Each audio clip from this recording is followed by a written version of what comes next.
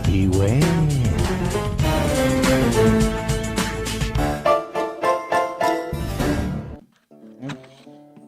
Hello, my Blockbuster Rewards members, and welcome back to Viewer Beware. It's the only show where we go over each and every episode of the Goosebumps TV series, and today we are watching Don't Go to Sleep. Now, you may remember this being talked about by another, admittedly slightly more famous YouTuber, but this is its own thing. Completely new. Okay, Walmart brand JonTron.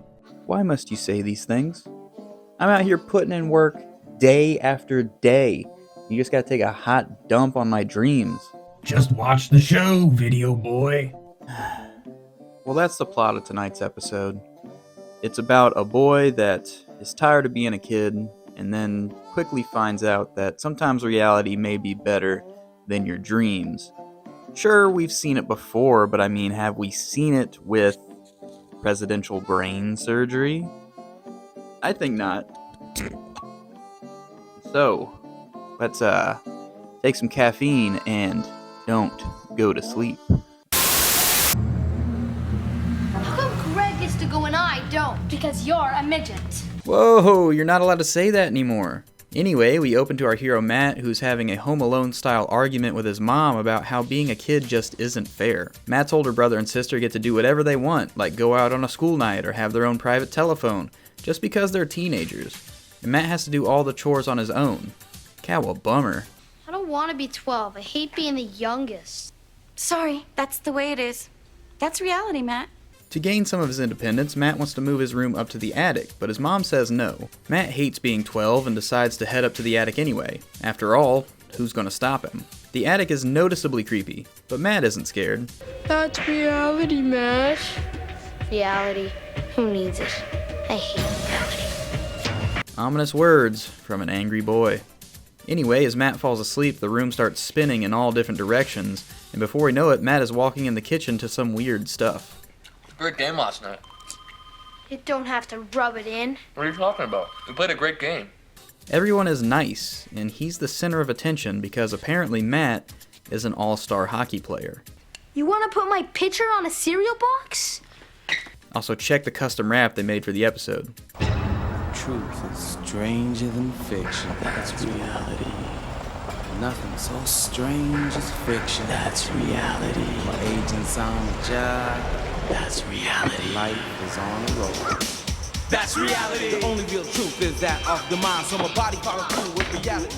Matt's mom takes him to the game where he's supposed to be a prodigy hockey player, but he can't even skate as the coach yells in garbled nonsense at him. This floater down here, I'll tell you something, hockey's going right down the tote. Get up! Matt is lost and confused on the ice, taking hits from every angle before the ref picks him up. On your feet. I'm not who you think I am. I don't belong here. You got that right, kid. You don't belong here. After Matt gets crashed into the boards, he gets lifted by two men in sunglasses that apparently know who he is and are following him everywhere. Matt takes off towards the goal to get away from the men and just barely slides past in time. But now he wakes up in an operating room. Oh, doctor, you're gonna have to take off your hockey skates. I'll get the left foot. Apparently now he's a genius brain surgeon that has to operate on the president. His attendants hand him a buzzsaw and tell him to get at it. Matt is frozen in fear until the two men from earlier show up to collect him, causing him to run off once again. This time Matt wakes up in a strange boiler room before one of the nurses from before tells him he has to defuse a bomb now. In 20 seconds, this bomb is gonna explode. Okay. Which wire do I cut? I don't know. Once again, Matt is frozen until the bomb runs out of time, tossing him into a backyard wedding. Matt walks up to the bride after the whole crowd tells them how proud they are of him. When he gets to the altar, he sees his wife as an overweight lady with warts eating raw onions at her own wedding ceremony, which is enough for him to be once again scared, until the two men snatch him up and Matt is off again. You won't get away this time. This time he wakes up in front of the Supreme Court of the Unified Universe. Matt tries to get into the courthouse while all his nightmares are playing in his head, but then the men in black show up once again and announce who they are.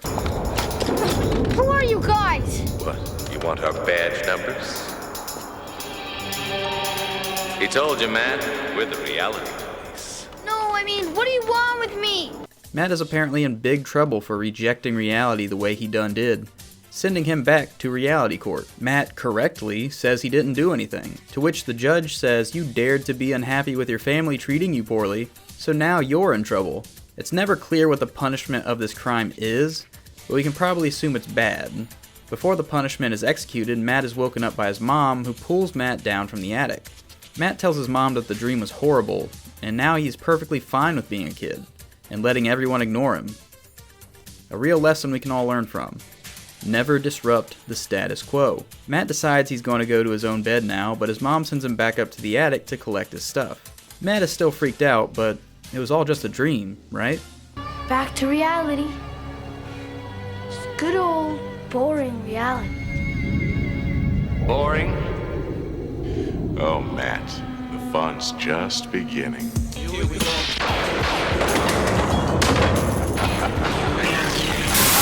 So the reality police were real, and apparently had nothing better to do than just pile on a kid having a rough time already. In the episode, they did actually make Matt's siblings a lot less bullyish to him, and it's more coming from his mom's end, where she obviously doesn't treat him as equal as his brother and sister. And I mean, sure, she says it's because he's a kid, but I mean, he's almost a teenager, so, obviously he wants some more freedoms, like the going out on a school night or having his own personal telephone, but she's not down with that. And then the reality police are dickheads and come in just to make it worse. Fuck the reality police. Facts. But the reality police in the episode are a lot less rational than the ones in the book, and I guess I need to explain because there's a lot of differences here. So in the book, Matt wants to move out of his room because it's so small it could practically be a closet. So he asks his mom to move into the guest room, but she says no. But in the middle of the night, he goes and does it anyway. Pretty similar to the episode so far. But before he goes to sleep, he doesn't just complain about reality in some vague manner. He just happens to have a wormhole to other dimensions located in his house's guest room. In the book, Matt triggers this wormhole every time he falls asleep, not just whenever he runs from the reality police. So he goes into realities where he's a teenager and his siblings are the kids. One where he's an only child, one where he's a circus performer, like he lives with the circus, one where he's like a squirrel, one where he's like a Godzilla thing, and then finally one where he's just like a fat kid. The greatest monster of all. I mean, that's kind of what the book implies, but the reality police in the book are just a group of kids that Matt notices follow him around from reality to reality, and then eventually, after he does the Godzilla transformation, they're like, alright, call it quits, you are, an anomaly in this world, and you're about to fracture reality forever, so we have to make you sleep forever. And that's, rational reasoning. They understand he's dangerous, and they want to kind of keep him under wraps. I mean, sort of like Spider-Verse or something. But in the episode, the reality police are just, petty dicks. Like, Matt complained about his life, so like, alright, we're gonna throw you in a portal now. To where? We don't know. We're just gonna toss you in there. And then Book Matt, he quantum leaps his way back home just by going to sleep. And then when he finally is home, his mom's like, alright, I moved all your stuff into the guest room. You're staying in there from now on. Both of these twists suck. They really do. But I like the book a lot more than the episode. I mean, the reality jumps aren't quite comedic in the same way. I mean, it feels more like a bullied kid wants a new life, so he sees what other lives are like, being an only child, being a teenager, being a circus performer. All these things. It's not like, oh, you have to defuse a bomb, or oh, you're a all-star hockey player, or whatever. It's just more realistic things that can happen. Well, I mean, other than the Godzilla monster, but I mean, that's when the reality police had to step in and say, hey, fucking chill out. Compare that to the episode where it just feels like the world is beating Matt down for wanting more. And the lesson to be learned is, don't want more. Be content with where you're at. That's not fun. That's not a good lesson to take home with the kids. Don't Go to Sleep is also one of those episodes that's just not really scary. I mean, the Men in Black do their best to kind of provide some kind of tension, and I guess that can be scary in a way, but it just, the whole premise doesn't really lend itself to the brand of horror that we're used to seeing in this TV show. And then the jumps being more comedic in nature aren't really conducive to that either. And for all those reasons, I have to give Don't Go to Sleep 1 bump out of 5. Maybe 1.5 bumps out of 5 for the That's Reality rap. Check it out. Especially if you are moving your bedroom into a new room and are concerned that your life isn't going the way it's supposed to. You never know. You could be married to a fat woman, or potentially you could even be, I don't know, a bomb.